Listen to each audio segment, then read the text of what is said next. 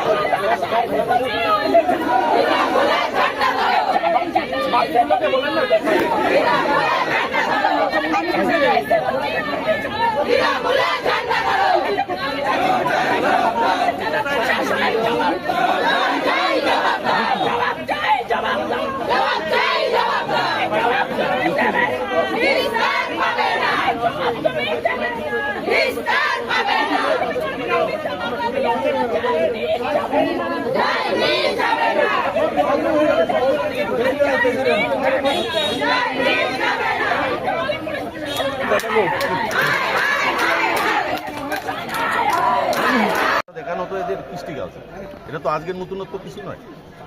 তো মনে হচ্ছে যে এখানে দিনহাটা এবং সিতাইটা ওনারা একদম কি বলবো যে কবজা করে নিয়েছে, মানে তাদের দৌলতে চলছে। দেখুন, আজকে আমরা এসছি পুলিশ প্রশাসনের কাছে, আমরা ডেপুটেশন দিয়েছি। আইসি সাহেব এবং এসডিপিও সাহেব ছিলেন সেখান থেকে, ওনাদের সঙ্গে কথা হয়েছে। বিভিন্ন ঘটনা ঘটছে, মিথ্যা কেসে কর্মীদের ফাঁসানো হচ্ছে, কাউকে হয়তো গাঁজা কেস দিয়ে, কাউকে হয়তো ইয়াবা ট্যাবলেট দিয়ে, বিভিন্নভাবে যাতে জেলে পুরনো যায়, অর্থাৎ ইলেকশনের আগে যাতে আমাদের ভারতীয় জনতা পার্টির কর্মীরা কাজ করতে না পারেন তার ব্যবস্থা তিনি করছেন। তো এখানে জানেন আপনারা যে এখানে মন্ত্রীর বাড়ি, তো তার নির্দেশে এই সমস্ত কিছু ঘটছে। কৃষ্ণকমলকে অ্যারেস্ট করানো হয়েছে, সুশান্ত দাস মণ্ডল প্রেসিডেন্ট তাকে অ্যারেস্ট করানো হয়েছে, কৃষ্ণ বর্মন তাকে অ্যারেস্ট করানো হয়েছে। তো আমরা বলছি যে শুধু ক্রিমিনাল কি ভারতীয় জনতা পার্টির কর্মীরাই? তাহলে আদার্স কোনো লোক এখানে নেই ক্রিমিনাল? তো সেই জায়গাটাই প্রশ্ন। তো আমরা বলছি যে আগামী দিনে ভারতীয় জনতা পার্টি কার্যক্রম করবে, তার ব্যবস্থা আপনাদের করতে হবে যাতে সুস্থভাবে